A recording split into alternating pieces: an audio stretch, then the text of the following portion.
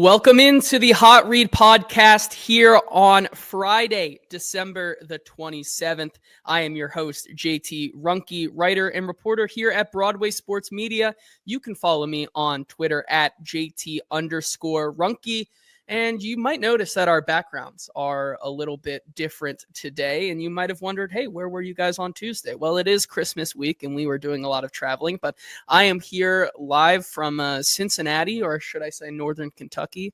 Got the river like literally 10 feet right behind me. Like I literally could just walk out the back patio of this condo right here and just walk into the river. And that's what this Titans team wants me to do, to be honest. But nonetheless, I am once again joined here on a Hot Read Happy Hour Friday for all of you. For us, it's Thursday because once again, we are traveling and doing pre-recordings and whatnot. But for all of you out there who are enjoying this on a Hot Read Happy Hour Friday, have a cold drink in hand, you are once again joined by myself and Stoney Keeley, editor-in-chief over at Sobros Network, one half of Football and Other F Words, and co-writer over at Stacking the Inbox. Stoney, how are you doing, and where are you coming live from in the United States of America today?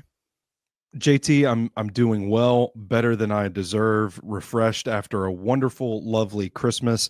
I'm coming to you guys from Monmouth Beach, New Jersey, the world famous Guadagno Brothers wood shop. Check them out whenever you get a moment. But we're out here riding around, visiting friends, visiting family, and having a good old time. Love it up here. We're right on the water here, and I've got a nice view of the what is this, Aura? Is this some sort of lake? We're across from the beach. It's a river. That's all I got from my wife. I don't know which river, but there's a river out here. So you're telling me if we both just descend into madness today talking about this 3-12 Tennessee Titans teams, we both can just walk into rivers after this podcast if we so choose. Absolutely. Is that what I'm hearing? Yes. Absolutely. Okay. Yeah. Well, I hope you did have a Merry Christmas and Happy Holidays so far, Stoney. What was your favorite part of Christmas Day? Because it probably certainly was not either of the football games that we witnessed yesterday, for sure. I know that is definitely for sure, because that was some pretty atrocious football being played, to be honest. I heard Beyonce was good. We were watching dinner or eating dinner instead of watching the Beyonce concert. I wasn't watching said dinner, but I heard that was pretty good. Anything exciting happened to you on your Christmas? Yeah, man. Well, first of all, I got this sick new hoodie my mother-in-law picked out. Nice. And it's one like Brian Callahan wears. So I'm one step closer to my Brian Callahan costume for Halloween. Got this awesome hoodie. Got a new cookbook.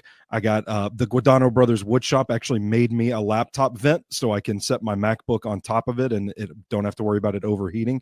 Got some really great gifts. We ate some really good food. And then I think the cherry on top was sneaking out for a couple of hours. We went over to Red Bank and saw A Complete Unknown, the Timothy Chalamet Bob Dylan movie. Just me and my wife and my father-in-law, and it was a fantastic affair. So I think that was nice and peaceful. There's not a lot of people out on Christmas Day. It was lovely. Awesome. That is great to hear. I will say though, that seems to be a thing, right? Going to movies on Christmas Day. I feel like that is packed like something theater. I see. The packed theater, really. Like that was like the most people you saw yesterday, not on the way to the theater, but once you got in, it was just like that many people. That's very interesting to me. Maybe I should try that out one year. I don't know. Was the movie good? You know what?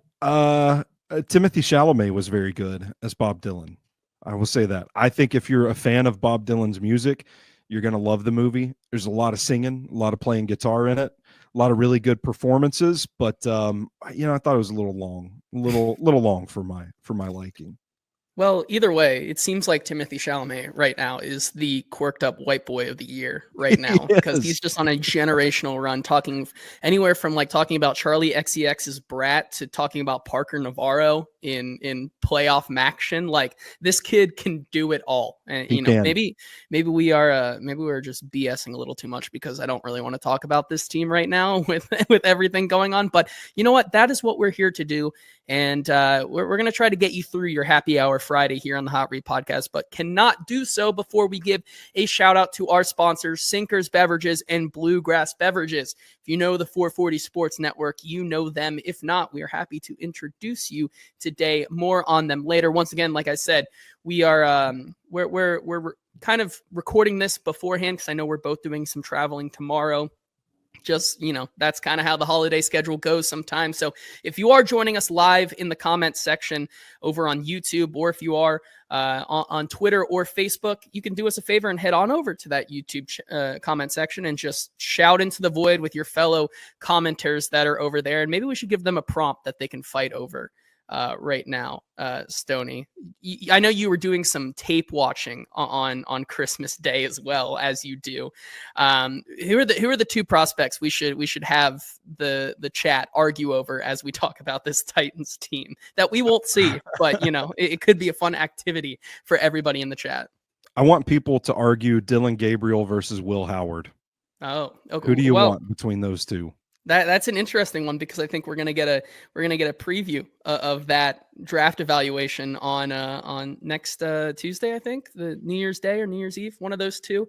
That should be fun. Can't wait for some more college football. Hopefully the games are a little bit closer this time around. But also what wasn't that close and then ended up being closer was the most recent Titans game last Sunday, where, I'm going to be honest, for about 45 to 50 minutes of that game, I haven't really felt myself check out a lot this year on the Titans, but man, was it incredibly hard to not just watch the product that the Tennessee Titans put out on the field on Sunday and just find anything to feel good about. And certainly that was the struggle until that last fourth quarter where things all of a sudden began clicking again for this team. And Mason Rudolph was able to go and score 3 straight touchdowns for this Tennessee Titans team, make it a 1-possession game. Obviously, they don't end up being able to mount a comeback. And, this team loses 38-30. It's once again the third time this year, twice with Mason Rudolph, once with Will Levis, that they've scored 30 points. So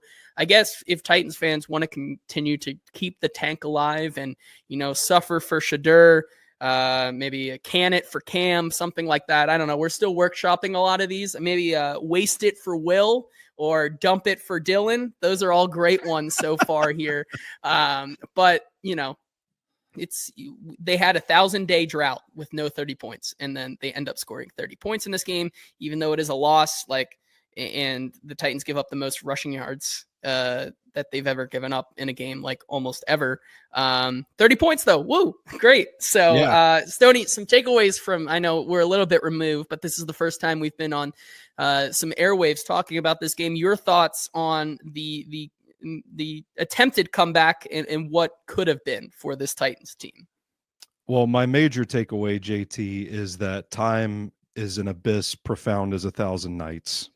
That's how I feel watching this Titans team. No, in all seriousness, I don't know how people can not have fun watching this Titans team the way it is, because it was a comedy of errors. It was as much of a snowball game as I think I have ever seen in the first half of that contest. It was just, you're watching it and you're thinking, holy shit, how can they mess up any further? What else could possibly go wrong for this defense? And then the next thing you know, there's a Jonathan Taylor 68-yard touchdown run. The next thing you know, Josh Downs skirts a tackle and shoots up the sideline for a touchdown. It was just incredibly bad luck that I understand people are depressed watching this team, but I'm on the edge of my seat over here watching this Titans complete collapse in a game that they probably, I thought, I don't want to speak for anybody else, I thought they would come out and play with their hair on fire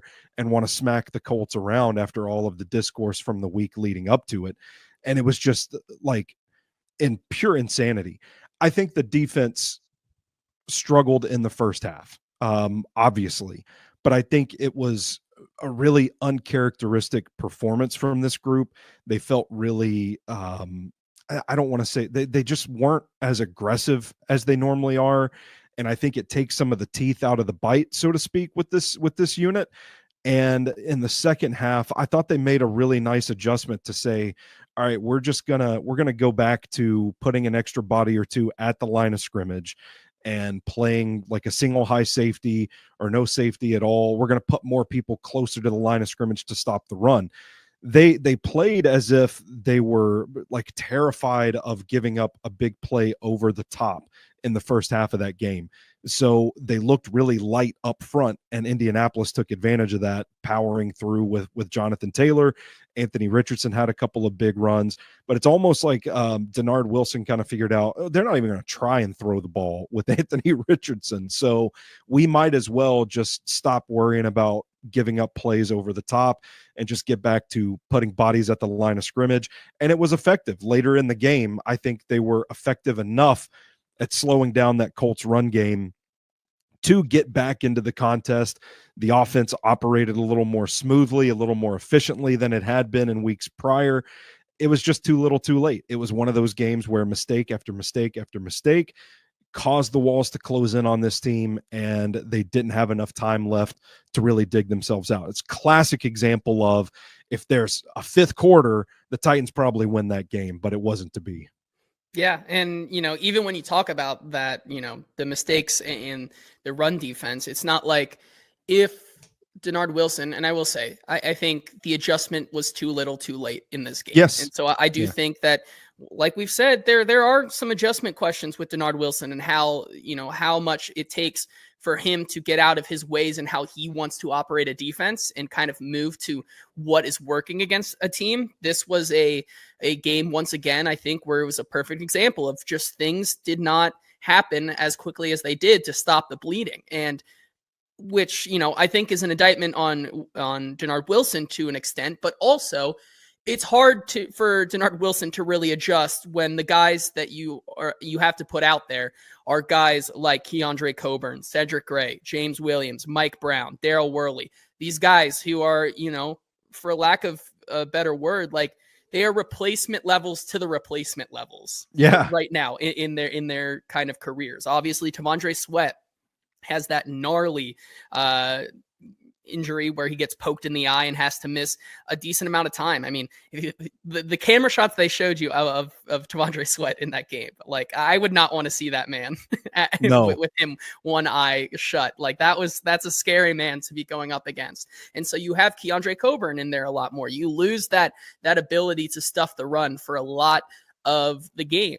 Kenneth Murray, who now is done for the season, goes down with an injury. So what does that mean? You don't have Luke Gifford. You don't have Otis Reese, who goes down in this game as well. Like those two guys go down. So what do you really have left realistically? You have Cedric Gray and James Williams, two guys people really want to see, but I think I've been trying to preach caution on these two guys. You got what you were really going to realistically get from these guys, right? Two rookies who just don't have the experience and, were able to give up some pretty significant runs. And then the safety play outside of Amani Hooker on a few plays, was pretty poor in this game, I think. And so when you put all that together, it really tells me that as much as we've been questioning Denard Wilson's ability to adjust, would it have made that difference because of how, battle scarred and wounded this team is? Because the guys they simply are going to put in there in this adjustment are just not going to be able to get it done by themselves, I think. And so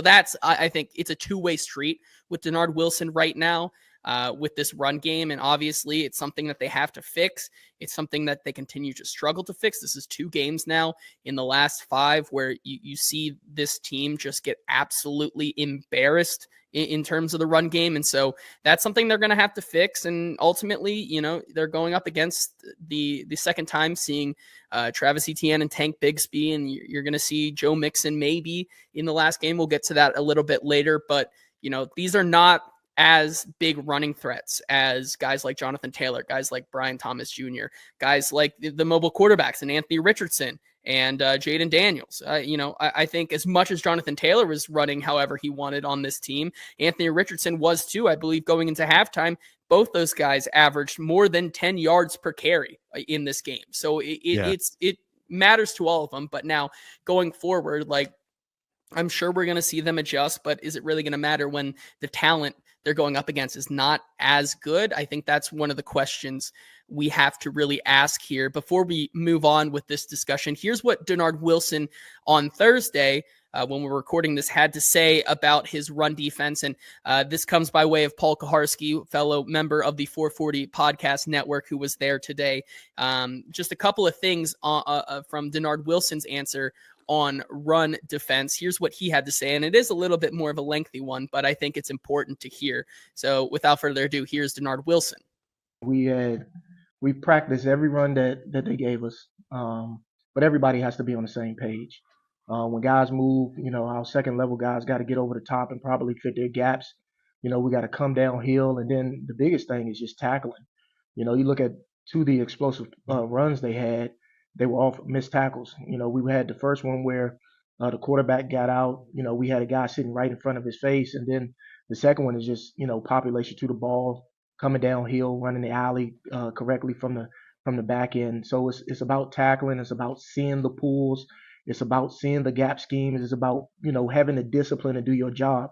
And coming from that game, the discipline of each individual doing their job, the lack of discipline of each individual doing their job was the thing that hurt us. It seems like some of the guys, I don't know if it's the right word, but they don't respect them the same way. When they talk about it after, they're like, well, they're gap runs. No, it's all. To run the ball, the hardest thing to do in the run game is to play the gap scheme and fit it correctly.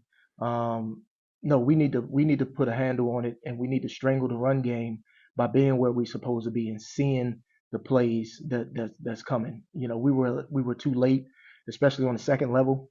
Seeing pullers against plays that we practice and we've seen throughout the course of the season. I mean, if you look back at the first Jacksonville game, it was a copycat runs of the same runs. So the guys got to dial in, they got to study, got to understand how they're going to try to attack us, how they're going to try to attack out front. With Jeff, they try to neutralize him with what they do up front, and for our linebackers and the guys in the secondary, we got to fit better. Man, JT, if I can elaborate on that, I was just about to say, to put it simply, it feels like there is just a hole at the second level of this Titans defense right now. And he mentioned 2 runs. I don't know if these are specifically the runs that he was talking about, but I made notes on 2 of their longer runs from Sunday's game. Ruhnke kind of failing to contain the edge, like really getting washed out, allowing an opening there, and then Kenneth Murray over pursuing the angle and allowing Anthony Richardson a cutback lane. And then next thing you know, he's at the second level. There's no one around. You're asking your safeties, your corners to come in from coverage to help defend the run. And it really does feel like there's an element of this defense that is just a second too late to recognizing what is going on. On the big Jonathan Taylor touchdown, the defense all flows to one side, right? It's an inside zone run. If I'm not mistaken, I didn't jot that down. It's an inside zone run, which the offensive linemen are flowing. Jonathan Taylor's looking for that cutback lane. There's no one from an alignment standpoint when all of the defense is rolling over to one side to play the edge there a little bit.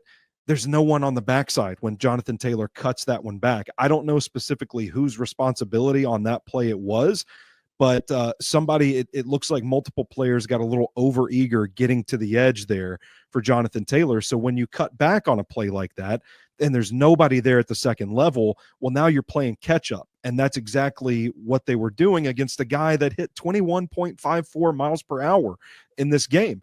It's hard to do when you leave such a gaping hole in the second level of your defense. So I think Denard, a moment of transparency there that the tape backs up. Yeah, and I think the overall thing I was going to say, right before that, like you're totally right. It kind of gives Denard not necessarily an excuse, but like the play right now from the guys they have on hand is just not going to get you to a level of where their defense was earlier in the season. Yeah. You obviously are missing some of the biggest factors as well. Quandre Diggs without injury.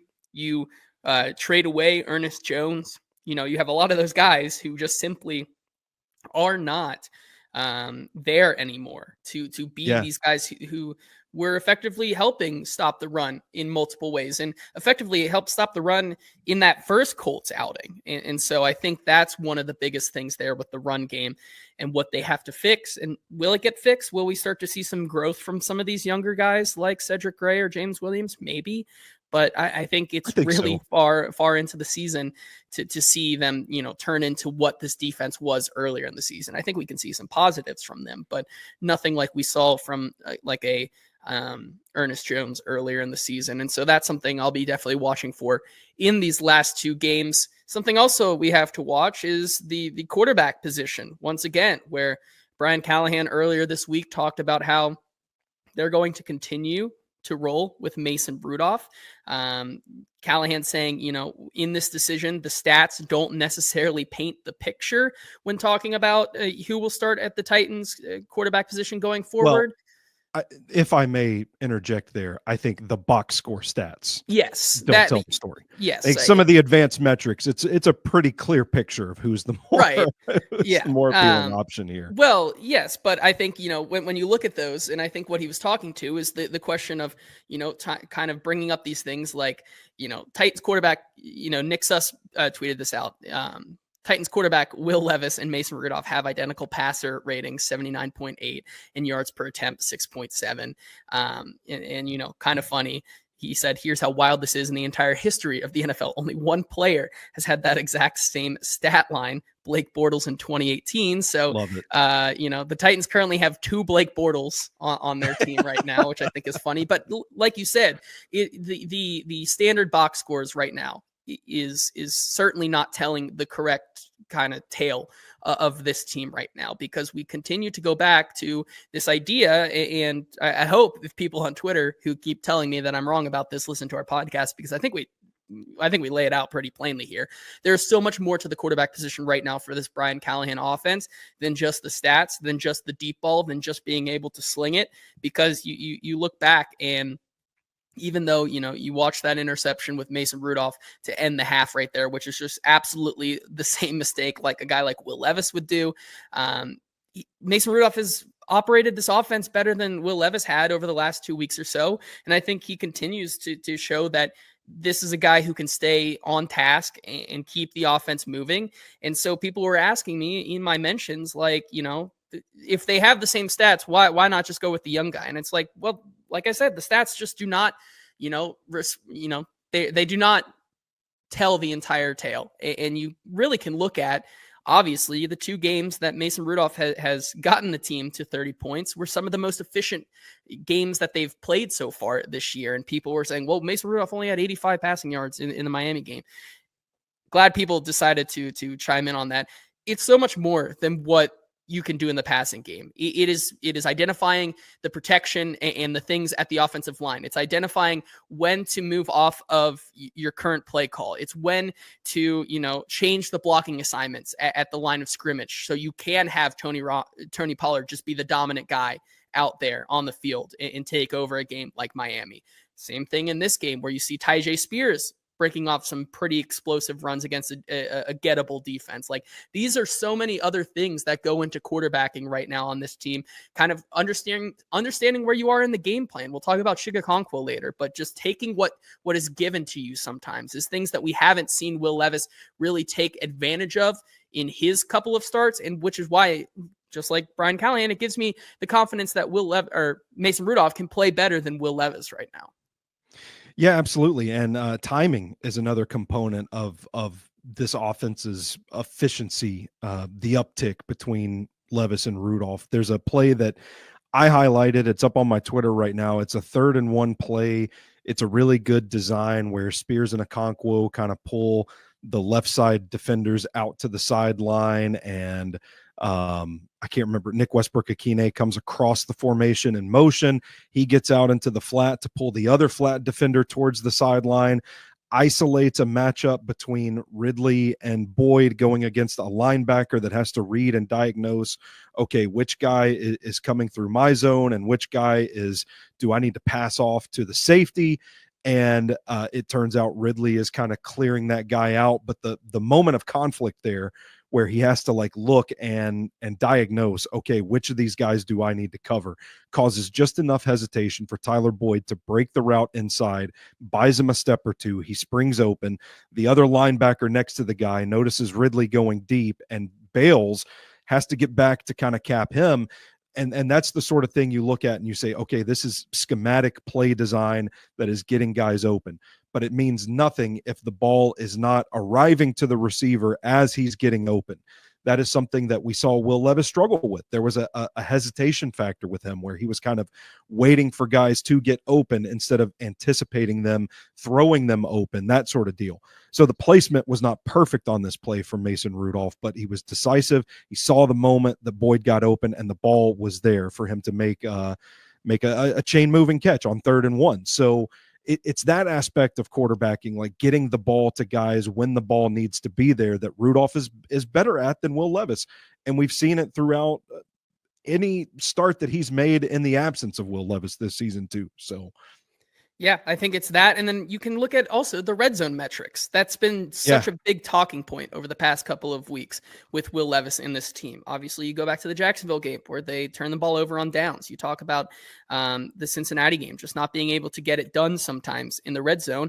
And then last week with Mason Rudolph, they're scoring points on every drive they get down into the red zone, whether it be a touchdown or field goal. Like, there is so much more consistency to that this past week than we had seen with Will Levis in the past couple of weeks. And so that's something that was also asked on Thursday to Nick Holtz about just what has happened with the red zone right now. Is it a product of Mason Rudolph? Is it a product of things you can now feel more confident in with Mason Rudolph in this offense right now? Or is it something else? And so here's what Nick Holtz had to say about the red zone offense right now.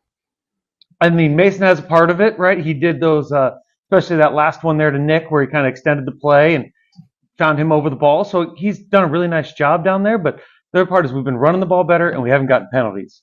You watched the time when we played these guys last time, Tony ran that one in. We got the hold, set us back. So really stop shooting ourselves in the foot has really been for the whole unit has really helped. How much is that?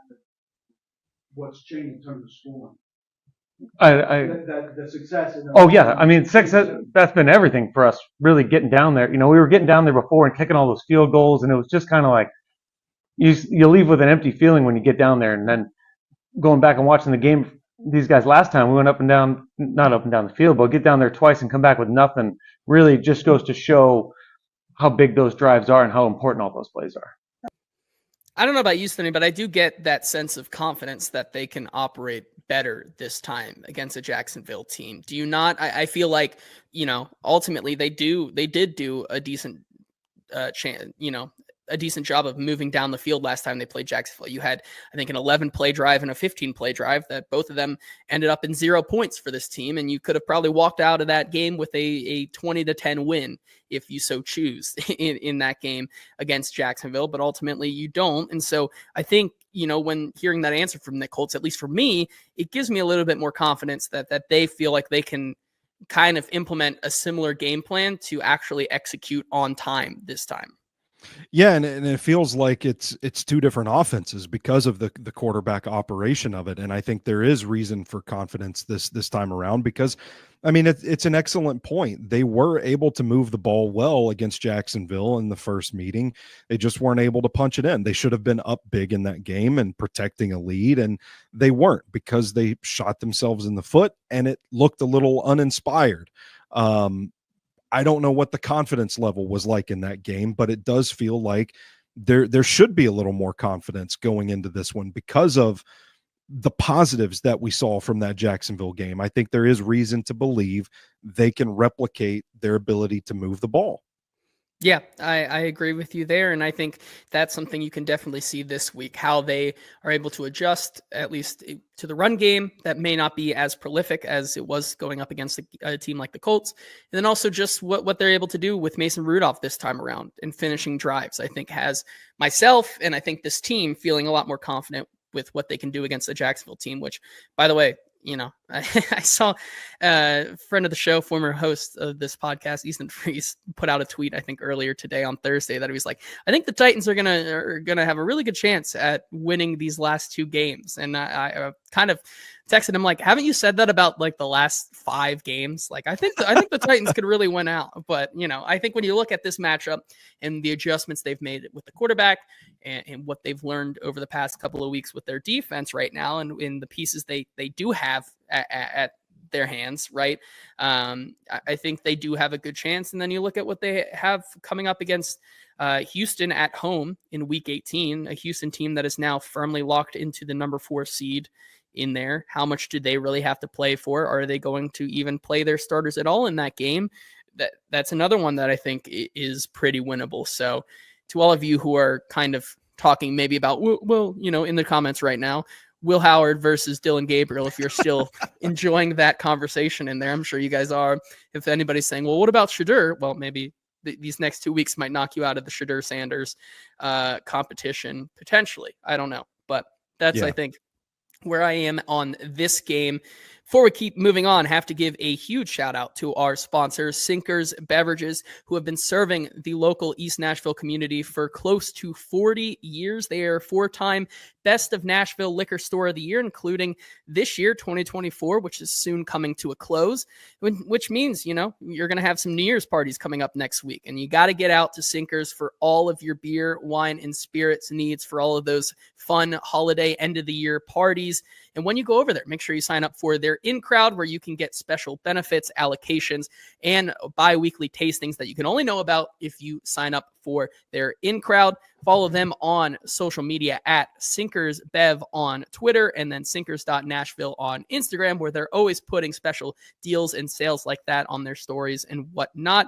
And if you can't make it out there this time of year, or you need a quick fix before heading out to your New Year's parties this upcoming week, don't worry. Sinkers has you because they simply deliver the booze to you. Simply search Sinkers on Uber Eats and they drive so you can drink responsibly. Have to give a shout out to Bluegrass Beverages in Hendersonville as well for being their sister store and supporting the show. They've been serving that location in Hendersonville for over 50 years. Thank you to Sinkers Beverages and Bluegrass Beverages for sponsoring the show. Okay, Stoney, this is something before the show on Thursday that you brought to my attention, which I think is very much worth talking about here on the show. And it has to do with an article that was on ESPN from Bill Barnwell. I believe, was it today on Thursday when we're recording this, or was this a yesterday article? Either way, it's an article talking about the teams that could potentially have a head coach opening this off season. And of course, the Titans were one of the possibilities, according to what Bill Barnwell thinks. And some of the things he says in this article, I think, are just really, really interesting and kind of a little bit off base, in my opinion. It reeks of box score scouting. It reeks of box score scouting to me. Yeah, and so let's go through a little bit of what he had to say about this team and why they could be in a possible position to kind of can Brian Callahan and maybe this regime and bring in a new head coach. He first starts off with going back to something that simply Brian Callahan can't control, which is talking about the history of the final years of John Robinson. Once again, neither of these guys were here around for the John Robinson era, so it's interesting that that's coming into account. But he says from the article, the core of most great teams is the players they select in the first 3 rounds of the draft. Owing to mistakes from Robinson, who was fired in December 2022, and disappointing picks by Carthon, those core guys consist of 2 defensive linemen, 2018 second rounder Harold Landry and 2019 first rounder Jeffrey Simmons, both of whom are on second contracts. There's nobody left on the roster from the 2020 draft. The only person left from 2021 is Dylan Radins, who hasn't impressed at tackle or guard. The 2022 class, led by the disastrous decision to essentially trade wideout A.J. Brown for Treylon Burks, appears to have delivered one starter in Chigakonkwo, as Burks has dealt with injuries. Cornerback Roger McCreary has fallen out of favor, and offensive tackle Nicholas Petit-Frere has given up 8.5 sacks amid benchings this season. Couple things there. Once again, he doesn't talk. He says that there have been disappointing picks by Carthon. those picks are. I wish, you would say, we get into a little bit more of that later, but, starting off with there and then going back to what John Robinson did, I think is pretty funny. Obviously, the A.J. Brown for Treylon Burks trade is a big one that, once again, this regime cannot control. Nope. Dylan Radins, he calls, hasn't impressed. I don't know if he has been a major problem this season. Well, I think he's been serviceable. But also, it doesn't take into account his injury. Yeah. And up until he missed some time due to injury, we were starting to say, holy shit, Dylan Radins is playing at a level where you might think he could potentially be the right guard for the foreseeable future. At the very least, you sign him to another deal, and it buys you a little bit of time. It lessens the urgency on finding right guard. That, to me, is like, okay, you haven't been paying attention lately. When he comes back from the injury, I think he struggled a little bit. I don't know if that's the primary reason for it or what. I don't know what their feelings are on Radins inside the building, but I'm saying, like, just from watching the tape, this was an improving player that was adjusting to a new scheme that looked like he could at least engage the conversation about retaining the guy. Doesn't sound to he's not the guy that was struggling to find a home at guard or tackle any longer. To me, that is like what you think about Dylan Radins if you haven't watched Dylan Radins this season. Yeah, and so that one about Dylan Radins was questionable. The other one, of course, you talk about Chigakonkwo. Yeah, he's been a starter. NPF, we know that that's a problem. But Roger McCreary, when he says has fallen out of favor, with who is very interesting to me. I don't know what that's exactly based in. Roger McCreary, for my money, even though he hasn't had the season we thought he may have potentially have been able to have, surrounded by Cheeto Awuzie and L'Jarius Sneed, obviously having to step up, has been a key role player for this team all season and is an integral part of this defense. So saying he's fallen out of favor, I think he's a good football player. And so saying he's fallen out of favor is something that I think is wild to say based on zero accusations. Or if I'm missing something, I would love for somebody, to tweet it at me. Yeah. But where did I miss that report? I have no idea for my money's worth in this one. So you talk about two guys who have been serviceable on top of Jeffrey Simmons and Harold Landry, who Harold Landry is a different discussion. But, you're talking about some solid role players here who simply I don't think deserves the hate that they are getting in this article. And so Barnwell goes on to then talk about Carthon's drafts, finally coming back around to one of the biggest points for him to start off his little blurb here. He says, Carthon's drafts, unfortunately, haven't been much better than Robinson's. That's wild. I think that's very wild as well. Peter Skoronski, a first rounder in 2023, hasn't been consistent as a pass blocker, and 2024 first rounder JC Latham leads the leagues in sacks allowed. That's crazy talk, man. I mean, again, I hate to just keep beating the dead horse here, but watch the Titans, man. Watch the Titans. Peter Skoronski has developed into one of the best young guards in the league. I mean, he's on a tear right now. And JC Latham, I get, again, the box score scouting, it looks bad. He's had some struggles. He's hit a bit of a rookie wall. Played pretty well against Leatu Latu in this game against the Colts. Had some pretty promising tape before that. I guarantee you they're not really down on him inside the building. Both of these guys look like they're going to be franchise pieces for the left side of the offensive line for years to come. Yeah, and he says in the article that they haven't been much better than Robinson. Peter Skoronski, a first rounder in 2023, hasn't been consistent as a pass blocker. And then Zach Lyons, friend of the show here, says in a tweet earlier this week before this article was gone, that this article came out, since the bye week, Titans left guard Peter Skoronski has been very good in pass protection. Week 6 to 16, tied 5th best in pass blocking efficiency, tied 12th best total pressures allowed, 1 sack in week 11 versus Minnesota. The team is also averaging 5.1 yards per attempt on runs to the left guard this season. Show me where this guy has not been good over the past 10 weeks of the season or so. I think that's very interesting. And then also saying that JC Latham has not been much better than John Robinson's draft pick, Isaiah Wilson, in his first season. when JC Latham has at least played the games and looked like a starter of the future over the past couple of weeks or past couple of weeks of the season. Like, obviously he's had his dip, but saying that, I think is pretty wild. He goes on to say some blame for those protection issues can be put on the quarterback, but that's 2023 second rounder Will Levis, who appears to be finished with the organization after 20 starts. All of this is happening with legendary offensive line coach Bill Callahan running things up front, so it's difficult to pin the problems on coaching. The only Carthon pick who looks like a solid starter is defensive tackle T'Vondre Sweat. Sorry, Jarvis Brownlee Jr., who has stepped up and played against some of the best wide receivers in this league and has not absolutely gotten burnt. Sorry, you're just not apparently a solid starter in terms of Tyjae Spears as well. That's crazy. Like, to say Peter Skoronski and JC Latham don't look like solid starters. Yes, he missed on the Jarvis Brownlee Jr. pick. I would argue Tyjae Spears is a miss there as well, because I do think Tyjae Spears, when healthy, can be a quality starter in this league, solid starter in this league. To lump JC Latham and Peter Skoronski in there and as not solid starters is just completely wild to me.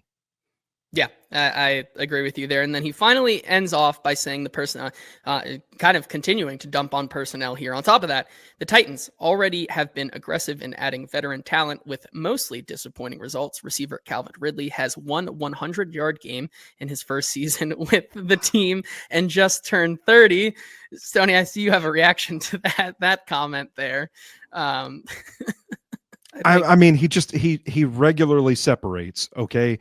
It's something that we've been talking about on the Hot Read podcast all season. Separation means nothing if the quarterback is not getting the ball to you on time. And I think that's been a big part of this conversation.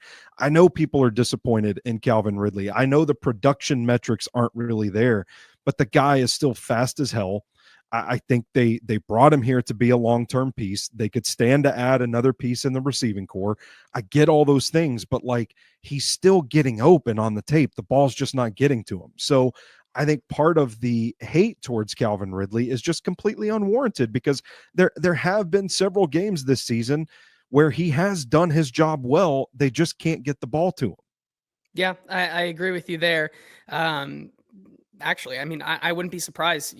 Last week, I think for my money's worth, we saw Calvin Ridley be the Calvin Ridley of old. I mean, the touchdown reception, the one late in the game where he makes that unbelievable catch where he turns his back to the sideline. Like, if you get some more competent quarterback play, maybe I've talked about this all season, that some of his best performances came with Mason Rudolph. Like, would that point be null and void if it was just Mason Rudolph all season and they had those metrics that Calvin Ridley seems to have all the time with Mason Rudolph? Like, I think that's not a discussion we're having there. But nevertheless, he goes on to say cornerback L'Jarius Sneed has sat out most of his debut season in Tennessee because of injuries. Center Lloyd Cushenberry tore his Achilles in November and could be limited to start 2025. Corner Chido Awuzie has played only 6 games this season and might not be the same player we saw before he tore his ACL with the Bengals in 2022. I'll give him that. I think that was a concern for me as well. So, I don't think that one is too far off base. He also turns 30 before next season, and then finally ends off here with other mid-tier signings, such as linebacker Kenneth Murray and offensive tackle Andre Dillard have been disasters, with running back Tony Pollard and edge rusher Arden Key as pleasant exceptions. Bro, what? This article, to me, is all over the place, which I think is very wild. Yeah. Fact of the matter is, I don't see how still a lot of these things can really be brought back to someone like Brian Callahan. No, and having to change this regime for sure. When you talk about the meat and potatoes of this thing about why they may be looking to make a coaching change already, is that the GM with the former coach set them up for failure. Yeah. The players you brought in have had unfortunate injuries, and your rookies are kind of playing like rookies. Like, it's kind of crazy to me, and I'm so glad you brought this to my attention, because my expectations on why Brian Callahan would be fired are certainly should be more in depth than just the personnel right now. Yeah. Well, I got to give Daniel, supporter of the show, credit for bringing this to my attention. And unfortunately, I think Daniel caught the brunt of my anger from reading the piece, because I just immediately start going into like, this is bullshit, basically. But I also think there's an interesting layer I want to get your opinion on with this, JT, because I don't know how you felt about it, but I kind of felt like going into 2024, it was the first clean slate for Rand Carthon. I know he was technically the GM in name in 2023, Yes. but it feels like from what we've heard, Mike Vrabel had a lot of influence over the player acquisition cycle. And so even if you want to lump Peter Skoronski and Tyjae Spears and Josh Wiley and Will Levis under Rand Carthon, I think that's a little unfair, because we don't know what the dynamic in the room was like, who Mike Vrabel was really pushing for, who Rand Carthon was really pushing for, if he was pushing for anybody. So I kind of said, hey, let's go into 2024 clean slate for Rand Carthon. This is the first real Rand Carthon draft. And if you do that, I look at it and I say, it's a pretty good class. I think JC Latham and T'Vondre Sweat are going to be starters for years to come for this team. I think Jarvis Brownlee Jr. could be. I think we're going to see what we got in Cedric Gray and James Williams, but I think there's reason for promise from watching the tape from those two guys. I think Jalen Harrell has been a fantastic contributor. Good player on special teams. He comes in certain packages on defense. He's playing a lot of snaps. Be careful for about that. Seventh Some people around rookie. here might tell you that Jalen Harrell does not deserve to be called an impact player if he's on special teams. That's okay. What I've Gotcha. heard. Well, I mean, y'all can line up, get in my DMs to try to tell me how crazy I am along with everybody else. I think the only pick I'm looking at this year, and I'm like, oh, it's not working out like we drew it up, buddy, is Jaquan Jackson. Yeah. And I'm still like, put him in on offense, see what he can do at wide receiver. Shit, at this point, like let's see what these guys got. It's not even to mention like Bryce Oliver, who's developing into a nice gunner on special teams and is catching balls late in games and stuff like that. Like it's unreasonable to me to look at this offseason cycle, this draft class specifically, and say, oh, it's only T'Vondre Sweat's the only hit out of this class. It's just crazy talk to me, and it screams box score scouting. You're not actually watching the Titans. I mean, which national analysts really do watch the Titans? I feel like this is a conversation we have every single year anyways, and that's why you should support us here at the 440 Sports Network with a football show, Hot Read Podcast, Paul Kaharski, everything that we're doing here, because we're local and we do watch the Titans, whether we want to or not, and whether it makes us want to jump into the rivers that are behind me and Stoney now, respectively, right now. But yeah, I think it's a good reminder of what this team has and why patience should be preached on this team and things like that, especially when we talk about, that was more tongue in cheek on the Jalen Harrell thing. I think he has been a productive contributor to this team at times this season for a guy who specifically is a 7th rounder. And I agree with a lot of the other ones, up until the 6th round. I mean, when we were doing our draft show last year, we had in all of our articles about who the Titans should realistically pick this year, through 5 rounds, we were like, yes, these are all guys we like for the Titans. And so like, I don't see why that would change for us. And specifically with Rand Carthon, how we know he finds these hidden gems late in drafts, and seeing how much late round capital they have this year, they're going to have so many more shots at trying to find some dudes who can be day 1 starters later in rounds this season than they've had over the last 2 seasons. I think that's something that makes this draft cycle, and especially our Senior Bowl coverage, which once again, can't say too much about, but you're going to want to stick around after the season, because we're going to bring some absolutely fantastic Senior Bowl content and combine content and all of that during the draft season this season here at the Hot Read Podcast and 440 Sports Network. Like there's going to be a lot of players that you're going to start to know over the next couple of months who Rand Carthon, just like us, might have his eye on, who can be potential contributors out of the gate. And so that's a little bit of a rant right there on that piece. It got me going a little bit here towards the end too, because like you said, I think that's pretty ridiculous things right there on why, once again, we've talked so much about personnel. This is why there could be a head coaching opportunity and things like that this season. So Chigakonkwo, let's talk about him real quick, because he certainly has had he's had himself a run over the past 2 weeks. This was from the Titans supplemental notes that they send out each week earlier today on Thursday, which read the most receptions by a Titans/Oilers tight end in 2 consecutive games, same season since 1970. Chigakonkwo now is tied for second with 17 receptions over his last 2 games for 140 yards. That ties him with Jared Cook, and then in between Delaney Walker and 3 other Delaney Walker performances. So, I tongue in cheek, a little sarcastically, I put out today, chat, is Chigakonkwo finally here? Which some people out there was like, what is this guy saying? Of course he's not. It was more so just the opportunity, which I know, but still, like, it's good to see, still, even if it is in these opportunities, a guy that is being reliable when they're down late. I don't think that's something we could say towards some of the other guys on this team right now, like a Tyler Boyd or even Josh Wiley right now. It's good to see when the ball is in Chigakonkwo's hands, like there's proof of concept that he can be a pretty productive player. And so, I do think we have to give a little shout out to him. I do want to say though, if you're looking to put numbers on Chigakonkwo this week and going forward in these last 2 weeks, saying it's finally here, it's time. I know it was a little sarcastic, but listen to what Mason Rudolph had to say earlier this week about the connection he is building with Chigakonkwo.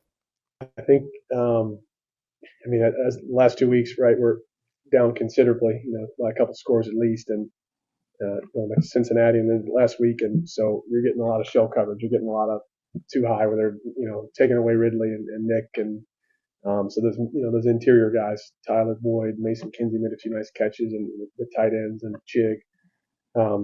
That's kind of all that's all that's there to be taken, and then you pick and choose and try to get a shot when you can.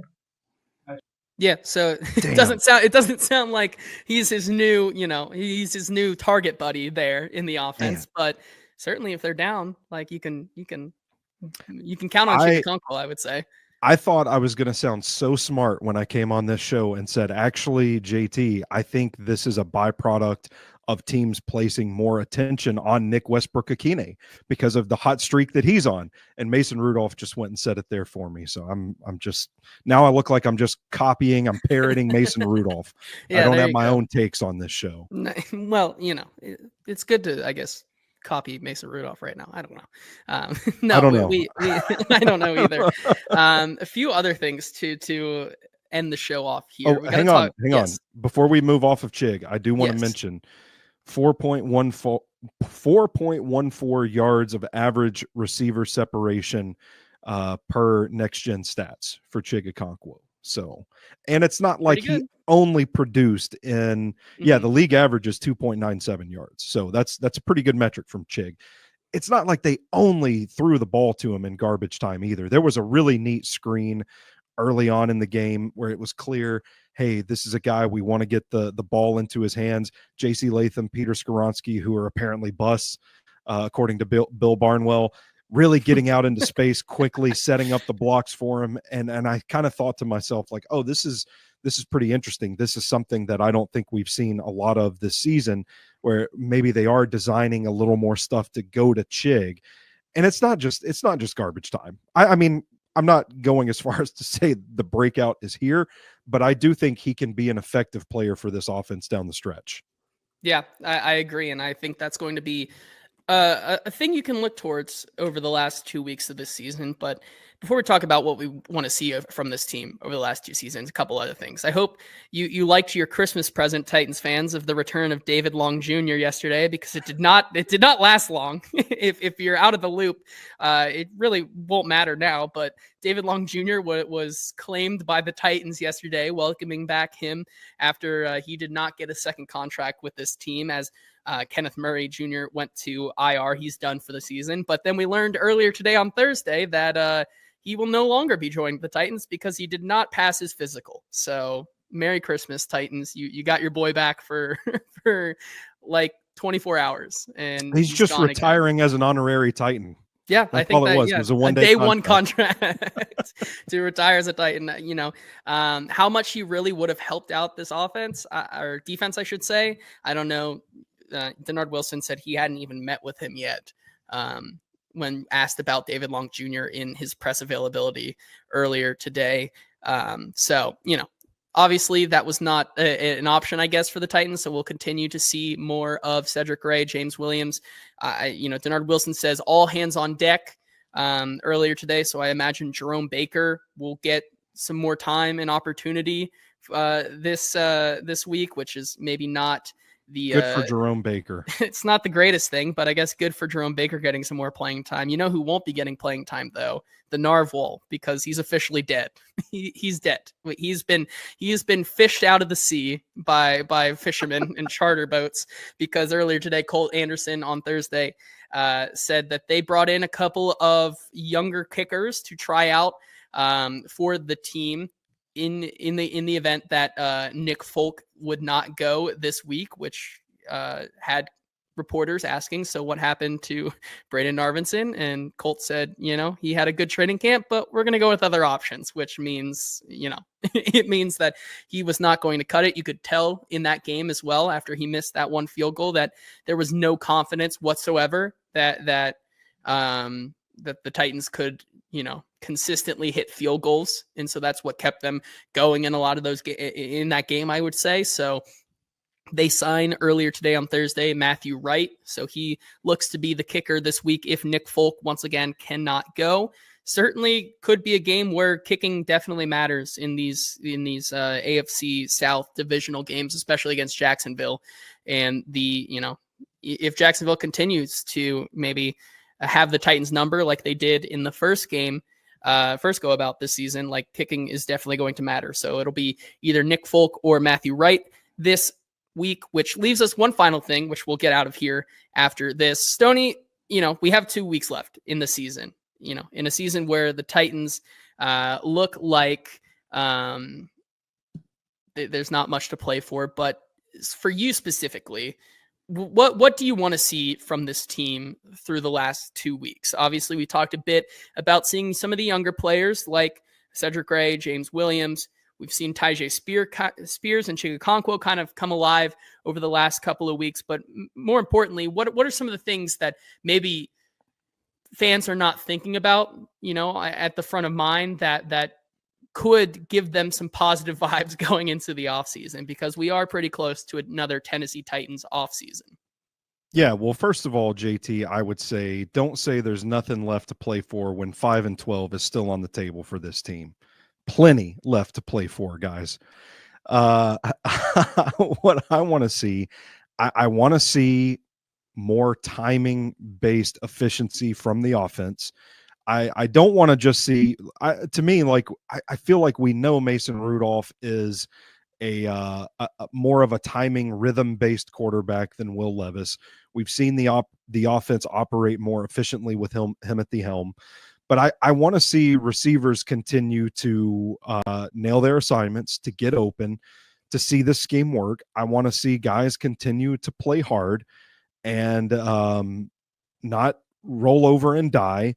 I think you want to see those things continue. I think you want to see this team fight being stagnant. And then, yeah, I think it's about the young players for me. I want to see more Cedric Gray.